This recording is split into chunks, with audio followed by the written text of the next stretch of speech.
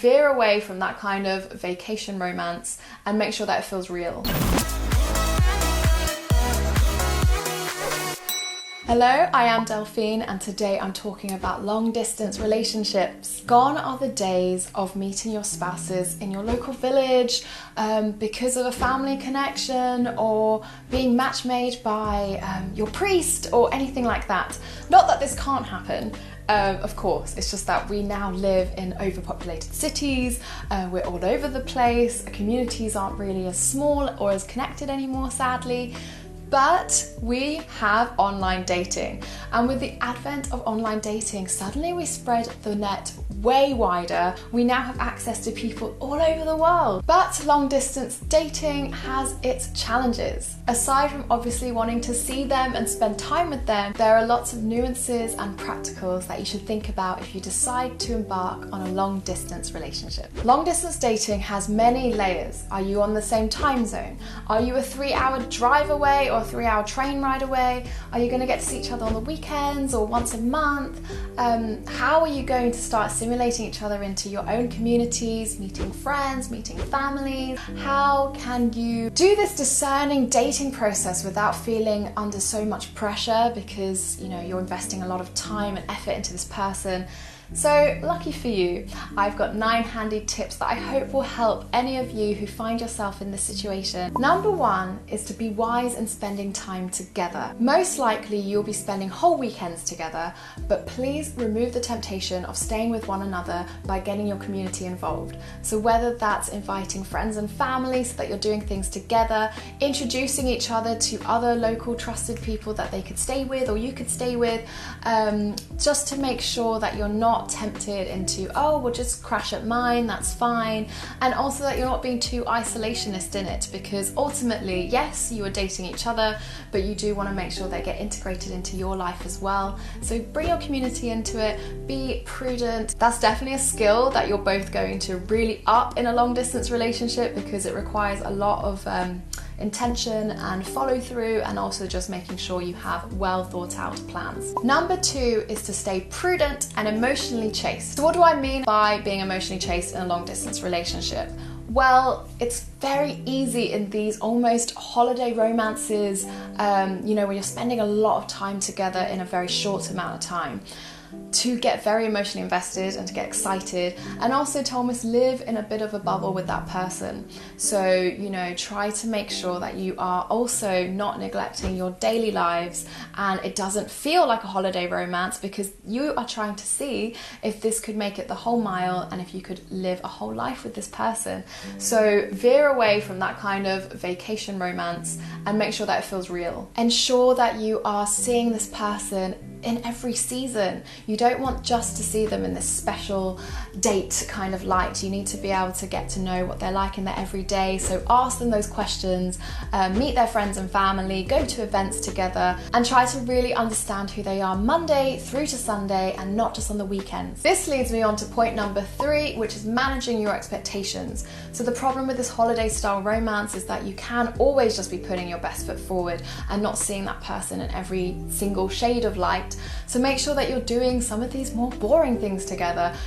Could you help them clean their parents' house? Could you cook a meal for their family or friends? Could you do these more everyday admin tasks together to really assimilate into that everyday kind of culture?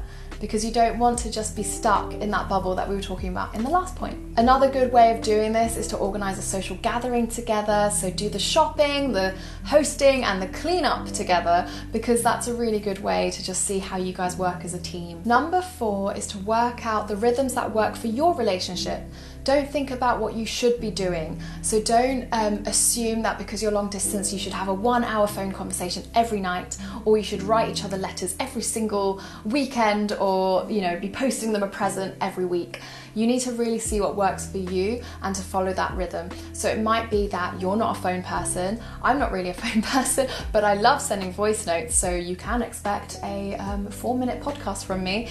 I love writing letters, so I think that's a really lovely thing to do.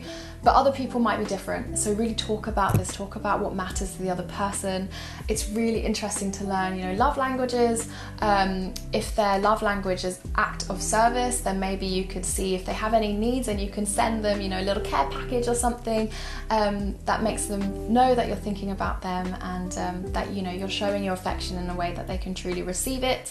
If they're really a phone person and you're not, can you compromise on that and do a 10-minute phone call, once a week or something? And also talk about how often you're going to see each other. Is it going to be every week? Is it going to be once a month? Set those rhythms and expectations early so that you guys are able to plan your life around this potential relationship, and also to make sure you're fitting in everything else in your life, your work, your family, your friends. It'll be a lot easier if you're more organized and planned out. Tip number 5 is to stay present in your own communities. It can be so tempting when you're in a long distance relationship to just want to pour all your time, energy and resources into that person when you physically have them in front of you, but it's really important to remain connected and plugged in with your own life as well, and to bring that person in. As some of you guys may know, I talk more about courtship rather than the term dating, and that's because I really believe in having this discernment process within community. So go to each other's churches, meet each other's friends, each other's families. If one of you is into volunteering, maybe do that together. It's a really nice way to get to know each other and ensure that you're not neglecting the life that you guys have built respectively in your own local areas. And it's so beautiful if you guys can share it and bring it together. And this way, if the relationship doesn't work out and the discernment process ends up with you both deciding you should go separate ways, you both still have that foundation of the lives that you've built for yourselves. Number 6 is to speak about the future and to get really practical. If things do work out with you guys, who's going to move?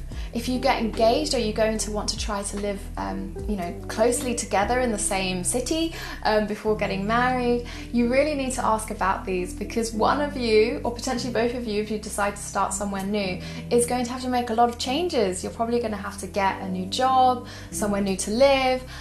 So really talk about these practicals, because if you, for example, are a Londoner and you are dating an American person and neither of you want to move to each other's country, then that's going to be an issue. Don't shy away from these topics and talk about how you envision your future if you were to get engaged or married.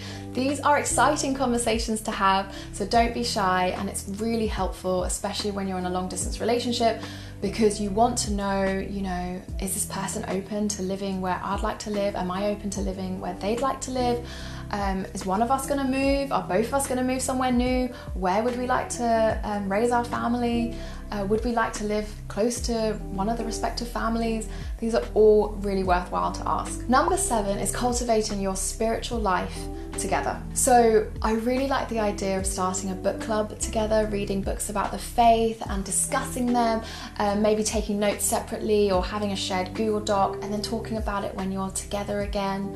Or you could be sharing podcasts or YouTube videos. It's just a really nice way to keep God at the center of the process and to ensure that you are both growing in your interior life together and that you're both aligned spiritually too. Number 8 is similar to number 7, and that is to pray together even when you're apart. A way to really open yourself up to another person is to ask for prayer requests. It really helps that person to know what your hopes, your dreams, your worries are, so that's always lovely to ask with friends and prospective suitor. If you have a specific prayer that you pray in the morning, you could share that with this person and see if they would do it the same, around the same time, so that you're lifting your hearts to the Lord using the same words. There's something very connecting and beautiful in that. So bring prayer into it, and don't be discouraged that you're not physically together, because God knows no distance. So you can quash any physical distance with that spiritual connection. And lastly, number 9 is to go to each other's churches. It's so important to be able to share in each other's traditions and their learnings, and to be involved where they are being spiritually formed.